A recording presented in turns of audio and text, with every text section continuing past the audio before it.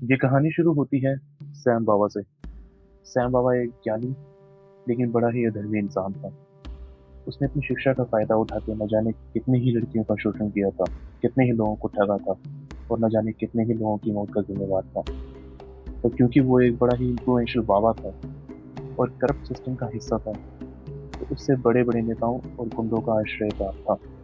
Sam बाबा की एक इच्छा थी, वो पिछले 19 सालों से उसे पूरा नहीं कर पा रहा था, और वो इच्छा थी एक सिद्धि प्राप्त करना, जिसकी मदद से वो भविष्य देख पाता, हमेशा जवान रहता और अपनी मौत को 6 बार टाल सकता था। जिसका मतलब था कि हर बार बचने पर उसकी उम्र बढ़ जाती। वो सिद्धि थी एक रण की शांति थी, जो उसे ये सब दे सकती थी। लेकिन सबसे बड़ी दिक्कत ये थी कि वो खुद ये कभी नहीं कर सकता था, क्योंकि वो अपनी पहली कोशिश में नाकामयाब रहा। उसकी पहली कोशिश में हुआ ये था कि जब उसने सबसे पहली बार रण पिशाचनी को सिद्ध करने की कोशिश की थी, तो वे अनहोनी हो गई थी, जिसकी वजह से रण पिशाच ने उसे नकार दिया था। वो कहा था कि वो कभी उसे दासी नहीं बना पाएगा। हुआ ये था कि सैम बाबा के पास एक जिन था, जिससे वो हर काम करवाता था। जब उसने सीधी शुरू की, तो जिन को अपना गार्ड बना के रखा, अपनी सेफ्टी के लिए, ताकि अगर कर्ण पिशाच ने उसकी बात ना माने, तो वो बलपूर्वक उसे दासी बना पाए। उसने अपनी सिद्धि पूरी की, और जब कर्ण पिशाच उसके सामने आई, तो उसने अपनी इच्छाएं रखी, और वो ये थी कि वो हमेशा जवान रहना चाहता था, भविष्य देखने की शक्ति चाहता था, और अपनी मौत को करीब 6 बार टालना चाहता था। रणपिशाच ने उसके सामने शर्तें रखी कि अगर वो ये सब चाहता है, तो उसे बदले में क्या क्या करना होगा। सबसे पहले उसने कहा कि सैम बाबा को उसके साथ दिन में 6 बार सहवास करना पड़ेगा, महीने में 6 बार अपना खून देना पड़ेगा, और अगर उसने किसी और महिला को अपने जीवन का हिस्सा बनाया, तो वो हर महिला को जान से मार देगी, और उसके साथ साथ हर बार गलती होने पर सैम बाबा के शरीर में एक ऐसा फोड़ा पैदा करेगी जो कभी ठीक नहीं होगा। सैम बाबा को पता था कि वो क्या क्या शक्ति रखती है, इसीलिए उसने अपने साथ उस जिन को रखा था। लेकिन उसकी चालाकी उस पर भारी पड़ गई। उसने कर्ण पिशाचनी को जबरदस्ती बंदी बनाने की कोशिश की, लेकिन उसे अंदाजा नहीं था कि वो कितनी शक्तिशाली होती है। आसुखेना नाम की उस कर्ण पिशाचनी ने सैम बाबा के जिन को आजाद कर दिया और सैम बाबा के हाथों पर कोट डाल दिया। सैम बाबा के जिन ने उसे मरने से तो बचा लिया था, लेकिन उसके हाथ नहीं बचा पाया, और ना ही आसुखेना को रोक पाया सैम बाबा पर पाबंदी लगाने से। सैम बाबा के यहाँ पर एक लड़का काम किया करता था, जिसका नाम था डेविड। वो सैम बाबा के लिए दारू सप्लाई करने का काम करता था। डेविड शराब सप्लाई करके जितने पैसे कमाता, वो सब सैम बाबा के पास जाते, और सिर्फ 1000 रुपए ही की उसे दिहाड़ी मिलती। पर एक बिगड़े हुए लड़के के लिए महीने के 30,000 रुपए और ऐशो आराम स्वर्ग से कम ना था। डेविड धीरे धीरे लालची हो रहा था, और नशे की लत और ऐश और शौक बढ़ते जा रहे थे। वो चाहता था कि उसे और पैसे मिले। उसने सैम बाबा से कहा भी, पर सैम बाबा ने उसकी कोई बात न सुनी। फिर सैम बाबा के एक विरोधी, जिसका नाम राजा था, उसने डेविड को अप्रोच किया और ऑफर किया कि वो उसे परसेंटेज के हिसाब से पैसे देगा, जिसका मतलब था कि उसके 1000 रुपए की दिहाड़ी से कई ज्यादा पैसे। डेविड को करना इतना था कि उसे सैम बाबा का धंधा निपटाना था। डेविड को लालच आया और उसने बात मान ली, लेकिन उसे पता नहीं था कि राजा पुलिस का आदमी है और वो डेविड को यूज कर रहा है। डेविड ने सैम बाबा की शराब के गोदाम पर रेड मरवाई, और उस दौरान सैम बाबा वहीं पर मौजूद था। पुलिस के हाथों रंगे हाथों पकड़े जाने के खतरे से बचने के लिए सैम बाबा वहां से भागा, और इसी दौड़ भाग में जब वो रोड पर भाग रहा था, तो पीछे से एक ट्रक ने उसे टक्कर मार दी। डेविड ये सब होते देख रहा था, वो उसे बचाता। जब तक डेविड उसे बचाने के लिए वहां पहुंचता, तब तक सैम बाबा का काफी खून बह चुका था। डेविड सैम बाबा को लेकर हॉस्पिटल पहुंचा, और क्योंकि उसने पिछले 4-5 दिन से कोई नशा नहीं किया था, तो सैम बाबा को अपना खून दे पाया और उसे बचा पाया। सैम बाबा इस बात से अनजान था कि डेविड ने ही उसे फंसवाया है, लेकिन वह इस बात को अच्छे से जानता था कि डेविड ने उसकी उस वक्त जान बचाई है जब वो रोड पर मरने ही वाला था। सैम बाबा ने उसे अपना सबसे खास आदमी बना लिया, और धीरे धीरे उसे हर चीज सिखाई। और फिर सैम बाबा ने सोचा कि डेविड का यूज करते हुए वो कर्ण पिशाचों की सिद्धि भी करवा सकता है, और डेविड को जरिया बना के अपना उल्लू सीधा कर सकता है। डेविड उसकी बातों में आ गया और मान गया। जब तक उसे करण पिशाचिनी की बुद्धि के बारे में पता चला, तब तक वो खुद भी बहुत सारी चीजें जान चुका था। डेविड को करीब करीब हर चीज पता चल चुकी थी। उसे मालूम था कि करण पिशाचिनी क्या है और उसकी शर्तें क्या क्या होती हैं। सैम बाबा के कहने के अनुसार डेविड ने सिद्धि शुरू की और आखिरकार हासुकीना उसके सामने आई। हासुकीना ने वही शर्तें रखी जो उसने सैम बाबा के सामने रखी थी। डेविड को यह सब पहले से ही मालूम था। उसने हासुकीना से कहा कि वो उसकी हर शर्त मानेगा, लेकिन हासुकीना को जो करना है वो उसके दूसरे शरीर के साथ करेगी। डेविड को पता था कि कर्ण पिशाचिनी खून का उपयोग करके ही संपर्क स्थापित करती है, और जब डेविड ने उसे अपना खून दिया तो वो समझ गई कि उसके सच में दो शरीर हैं। उसे दूसरा शरीर सैम बाबा का दिखा, जिसे डेविड वक्त वक्त पर ब्लड डोनेट करता रहता था। इससे हुआ ये कि डेविड उसका स्वामी बन गया और बदले में उसे कुछ भी नहीं देना पड़ा। मतलब वो हासुकीना की शक्तियों का जब मन चाहे उपयोग करता, तो बदले में हासुकीना को भोग मिलता सैम बाबा के शरीर से। और वहीं दूसरी ओर सैम बाबा बिना कुछ किए धीरे धीरे सब खो रहा था। डेविड ने हासुकीना से ये शर्त भी रखी कि वो उसके दूसरे शरीर से कोई बात नहीं करेगी, ना उसका कहना मानेगी, ना उसका कहना सुनेगी। हालांकि देखा जाए तो उसका दूसरा शरीर भी हासुकीना का स्वामी ही था, पर फिर भी वो उससे बात नहीं कर सकती। हासुकीना ने उसकी बातें मानी। अब वो सैम बाबा के साथ सहवास करती, उसका हर महीने 6 बार रक्तपान करती और करीब उसकी 2 महिला मित्रों को मार भी चुकी थी। सैम बाबा ने अपनी बुद्धि का उपयोग करके ये तो पता लगा लिया था कि वो कर्ण पिशाचिनी डेविड ने जिद की है, लेकिन वो उससे भोग क्यों ले रही है, उसे अब तक समझ नहीं आ रहा था। ये चीज बिल्कुल असंभव थी, क्योंकि सैम बाबा जानता था कि कर्ण पिशाचिनी जिससे भी भोग लेती है वही उसका स्वामी होता है। सैम बाबा ने एक अधूरी सहायता मांगी, लेकिन उन्होंने उसकी सहायता करने से मना कर दिया, ये कहते हुए कि वो अपने कर्मों का फल तो भुगतेगा ही। सैम बाबा को समझ नहीं आ रहा था कि वो उस कर्ण पिशाचिनी से पीछे कैसे छूटा, और वो डेविड को कोई नुकसान भी नहीं पहुंचा पा रहा था। फिर उसने एक तांत्रिक से मदद मांगी, पर उसे पता चला कि वो उसका कुछ नहीं कर सकता, तब तक जब तक उस कर्ण पिशाचिनी का असली स्वामी उसे ना रोके, क्योंकि वो एक शक्ति है और उसे बलपूर्वक या सौदा या शर्त रख के नहीं भेजा जा सकता। मतलब सैम बाबा का अंत निश्चित था। वो अपने दिन गिन रहा था, और फिर उसने एक ऐसा कदम उठाया जिससे वो मर के भी जिंदा रह सकता था। करीब 6 महीने बाद सैम बाबा की बड़ी ही रहस्यमय मौत हो गई। पर इस दौरान डेविड ने भी एक नहीं, दो नहीं, बल्कि कई ऐसे बैकअप तैयार कर लिए थे कि वो उनको बलि का बकरा बनाकर हासुकीना को तब तक अपनी बाजी रख सकता था जब तक वो चाहता। वो अपने चेलों को अपना ब्लड डोनेट करता और हासुकीना को मूर्ख बनाए रखता। वो एक किस्म से एक धर्म चला रहा था। उसमें डेविड वो हर अय्याशी करता जो सैम बाबा किया करता था। अब जब सैम बाबा का सब कुछ ही डेविड ने अपने नाम कर लिया था, तो उसे रोक पाना भी करीब करीब असंभव ही हो रहा था। अब राजा और पुलिस सैम बाबा की जगह डेविड के पीछे पड़ चुके थे, और तभी उनको पता चला कि असल में ये केस नॉर्मल नहीं, पैरानॉर्मल था। इसलिए उन्होंने एक साइकिक की सहायता ली।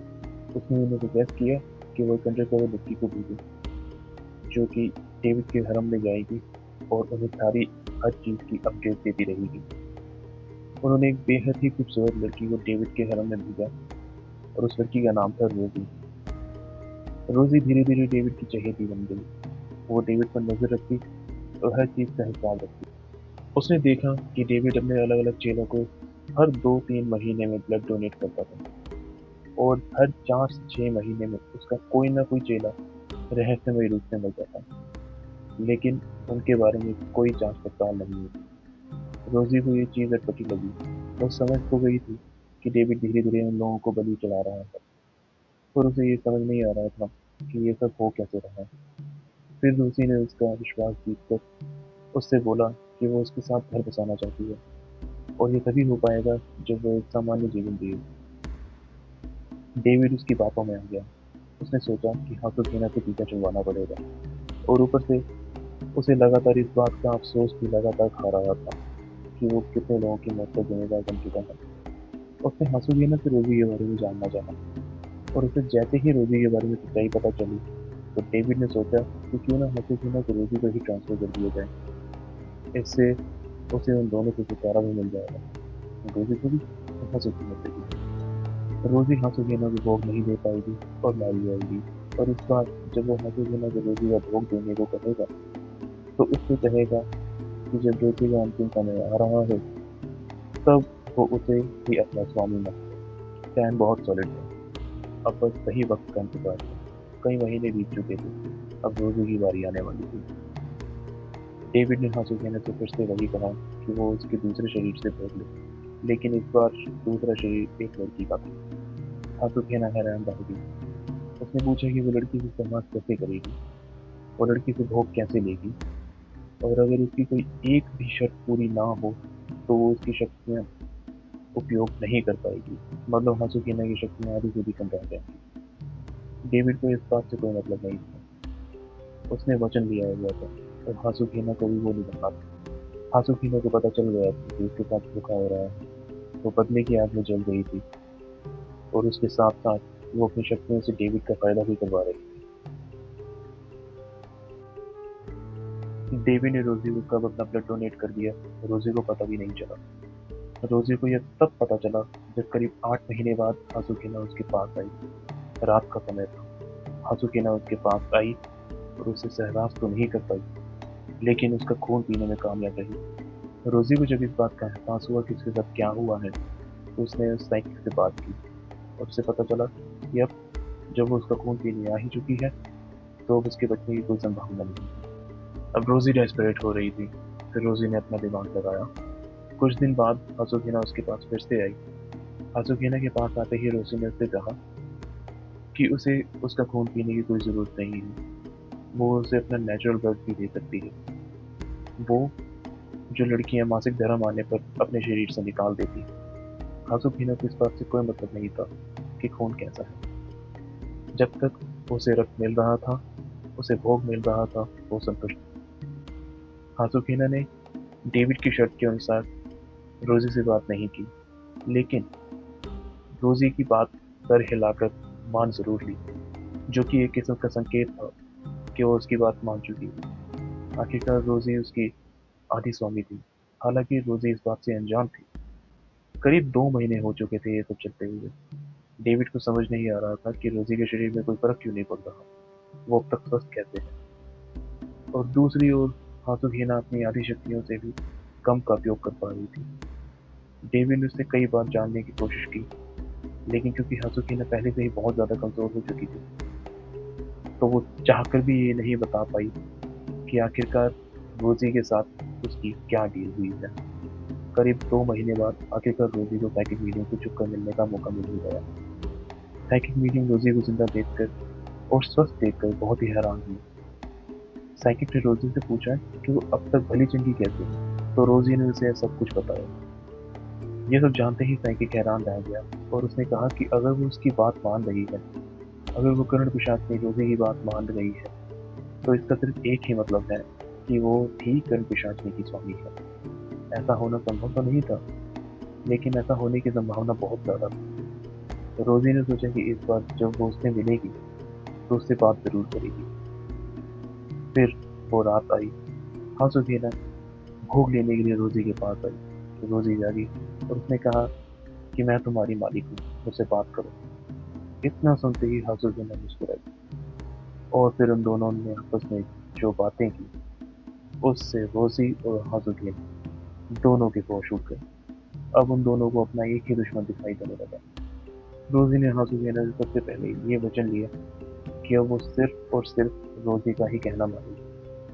हसीना हंसी और बोली कि अगर वो किसी तरह उसकी सहवास की इच्छा को पूरी कर दे तो वो पूरी तरह से अपनी पूरी शक्तियां हासिल कर पाएगी और फिर वो दोनों डेविड से अपना बदला ले पाएंगी। अब रोजी के दिमाग में 2 सवाल थे। पहला, क्या उसे वही सब करना चाहिए जो डेविड अब तक कर रहा था, मतलब दूसरों का ब्लड डोनेट करो, हसीना को मूड बनाओ और ऐशो आराम से जिंदगी बिताओ, ये सब दूसरों को बलि चढ़ाते हुए। और दूसरा सवाल, किसी तरह से हसीना को सहवास का भोग देके उसे मुक्त करे और पूरी तरह से नॉर्मल जिंदगी जी सकती है। उसने हासुकेना से पूछा कि उसे क्या करना चाहिए। हासुकेना ने उससे कहा कि पहले तो वो उससे अपना वचन वापस ले कि सिर्फ रोजी ही उसकी स्वामी है। अगर वो ऐसा नहीं करती तो हासुकेना अपनी पूरी शक्तियों का उपयोग नहीं कर पाएगी और वो हासुकेना से बोले कि डेविड से ही अपना भोग ले। लेकिन क्योंकि डेविड बहुत ही तेज दिमाग और चालाक इंसान था, तो वो पहली बार में ही पता लगा लेता कि रोजी ने क्या किया। फिर रोजी ने उससे कहा कि कभी कभी सबसे सिंपल तरीका ही सबसे बेस्ट तरीका होता है हासुकेना। उसने हासुकेना से कहा कि वो डेविड को मार डाले और उसे मारने से पहले उससे अपना भोग ले ले। अब क्योंकि डेविड उसका पूरा स्वामी नहीं था, तो हासुकेना के लिए उसे मारना कोई बड़ी बात नहीं थी। हासुकेना उसी समय डेविड के पास पहुंची और उससे भोग लेकर उसे मार डाला। अब रोजी और हासुकेना ही बचे थे। हासुकेना की शक्तियां कम हो गई थी। रोजी उसे लगातार भोग भी देती थी और इससे बचने का एक ही तरीका था कि हासुकेना को किसी और को दे दिया जाए। तभी रोजी को मिलने के लिए एक बूढ़ा मौलवी आया। उसने उससे मिलते ही बोला कि जो बोझा वो लेके घूम रही है वो उसे अपने ऊपर लाद सकता है। रोजी समझ गई थी कि वो मौलवी किस बारे में बात कर रहा है। उसे लगा कि ये आइडिया तो अच्छा है। एक तो यह मौलवी पहले से ही बूढ़ा है और दूसरा हासुकेना को इसे छोड़ देने से वो उससे मुक्त भी हो जाएगी और हासुकेना को अपना भोग भी मिलता रहेगा। जब रोजी ने हासुकेना को मौलवी के बारे में बताया तो उसे पता चला कि वो मौलवी असल में सैम बाबा की आत्मा से पोजेस्ड है, जो उसमें से कभी नहीं निकलने वाला। और अगर रोजी ने उसे मौलवी को दे दिया तो न जाने वो क्या क्या करेगा। लेकिन रोजी ने उसकी चेतावनी नहीं मानी, क्योंकि मौलवी करीब 85 साल का था और रोजी के हिसाब से वो हासुकेना मिलने के बाद भी क्या ही कर पाता। रोजी ने हासुकेना को मुक्त कर दिया और मौलवी को दे दिया। और करीब 3 दिन बाद रोजी को पता चला कि मौलवी को किसी ने मार दिया है।